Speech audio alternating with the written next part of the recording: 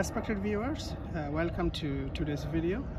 Actually, yesterday I have explained how to prepare the ground for growing bean, uri or sim, and I have explained to you that I'm going to plant the seed straightway to the ground on experimental basis for this season to see how they grow. Obviously my ground is ready. As you can see, I have prepared yesterday, and today is Friday, 2nd of May, by the way. And you know, the seeds, those seeds has been kept into the refrigerator to protect them from the infection of insects and other things. And when I took them out, I had to make them dry in the sunshine for a couple of days to make sure that they are really dry. And this morning I soaked them into the water, in lukewarm water, and still they are inside the water, to help them to reinvigorate the germination process.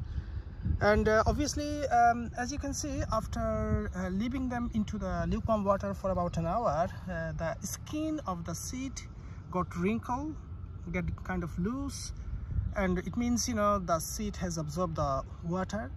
And now if I plant them into the ground, if the temperature is right, I mean if it is 18 plus or close to 18, they should germinate, they should shoot out the ground within a week time, I hope. আজকের এই এপিসোডটি আপনারা যারা দেখছেন সবাইকে ধন্যবাদ। আমি গতকালকে আপনাদেরকে এক্সপ্লেন করেছিলাম কিভাবে শিমের চারা রোপণ করার জন্য, শিম জন্মানোর জন্য গ্রাউন্ড প্রিপেয়ার করতে হয়, এবং কালকে আমি এক্সপ্লেন করেছি, আমি বলেছিলাম যে আমি এই বছর পরীক্ষামূলকভাবে বিচি রোপণ করে দেবো straight way to the ground. এই যে আমার এই বিচিগুলো আপনারা দেখতে পাচ্ছেন, বিচিগুলো আমি পানিতে ভিজিয়ে রেখেছি লিকুয়াম ওয়াটারের মধ্যে। আসলে বিচিগুলো আমি সংরক্ষণ করেছি ডিপ ফ্রিজের মধ্যে, কারণ এগুলো বাইরে রাখলে এক ধরনের পোকা এসে বিচিগুলোকে ড্যামেজ করে ফেলে, একটা ছোট একটা টানেল করে ফেলে বিচির এক পাশ থেকে অপর পাশে দিয়ে, তো বিচিগুলো ড্যামেজ হয়ে যায়। তো ওই জন্য আমি এগুলো ডিপ ফ্রিজেই রেখে দিয়েছিলাম। তো ফ্রিজ থেকে বের করে আমি এগুলো রোদ্রের মধ্যে শুকিয়ে নিয়েছি ভালো করে। 2 দিন আমি রোদ্রের মধ্যে শুকিয়ে নিয়েছি, আমি মেক শিওর করেছি এগুলো ফুলি ড্রাই।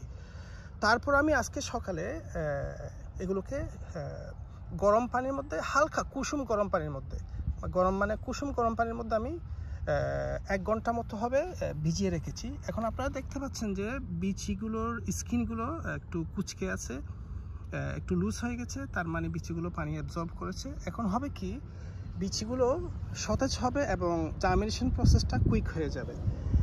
এখন আমি বিচিগুলোকে 1 ফিটের চেয়ে একটু বেশি, 13 থেকে 14 ইঞ্চি অন্তর এই যে গ্রাউন্ডটা রেডি করেছি, আমি এখানে রোপণ করে দেবো। এবং আশা করছি টেম্পারেচার যদি ঠিক থাকে, 18 চেয়ে একটু বেশি, কিংবা বেশি হলে ভালো, 18 কিংবা 17-16 হলেও আশা করছি উইদিন উইক বিচিগুলো জার্মিনেশন হয়ে যাবে, বিচিগুলো থেকে চারা উঠে আসবে। Respected viewers, as I have explained a little earlier ago, I have planted the seeds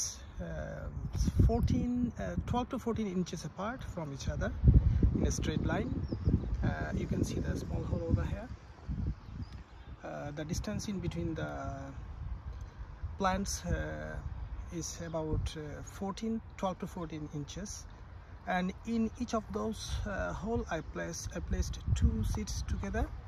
And now what I'm going to do, I will cover those little hole with the compost and I'll water them well, and I hope within a week time they should germinate.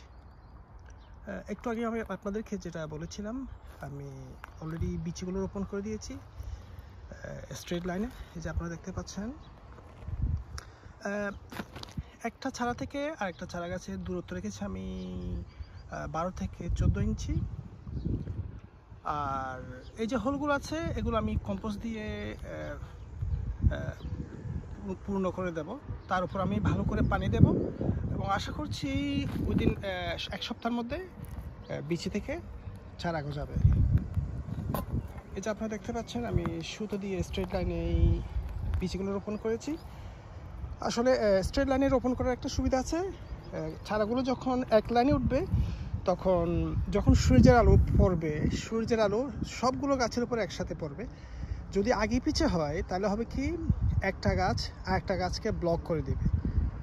So সানশাইনটা evenly সবগুলো চারা গাছ একসাথে evenly enjoy করতে পারবে না, যার কারণে সুতো দিয়ে যদি আপনারা স্ট্রেট লাইনে রোপণ করেন তাহলে সুবিধা হবে, যাতে সানশাইনটা সবগুলো চারা গাছে পায়। আর যেটা বলেছিলাম, এই যে গর্তগুলো, এগুলো আমি কম্পোস্ট দিয়ে পূরণ করে দেবো এবং ভালো করে পানি দেবো। আশা করছি এক সপ্তাহের মধ্যে বিচি থেকে চারা গজাবে। As I have explained, the tiny hole has been filled with the compost, and now I will cover the compost with a bit of soil, then I will water them thoroughly so that it retain the moisture, and the plant should germinate without having any problem. যেটা বলেছিলাম, আমি ছোট গর্তগুলোর ভিতরে বীজ রোপণ করে দিয়েছি। তারপরে এই যে আপনারা দেখতে পাচ্ছেন কম্পোস্ট দিয়ে গর্তগুলোকে ভরাট করে দিয়েছি। এখন আমি কম্পোস্টগুলোর উপরে সামান্য করে মাটি দিয়ে দেব, মাটি দিয়ে কভার করে দেবো। তারপর আমি ভালো করে পানি দেবো যাতে ভিতরে ময়েশ্চারটা ড্রাই না হয়, আর্দ্রতাটা বজায় থাকে। এবং আশা করছি যদি টেম্পারেচার ঠিক থাকে, within a week the plant ওখান থেকে বিচি থেকে চারা গজাবে।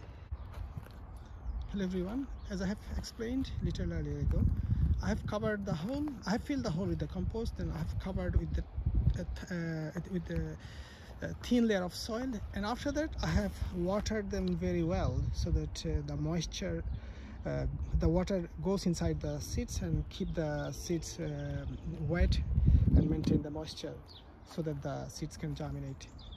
And I hope within a week time the seed should shoot out as a plant.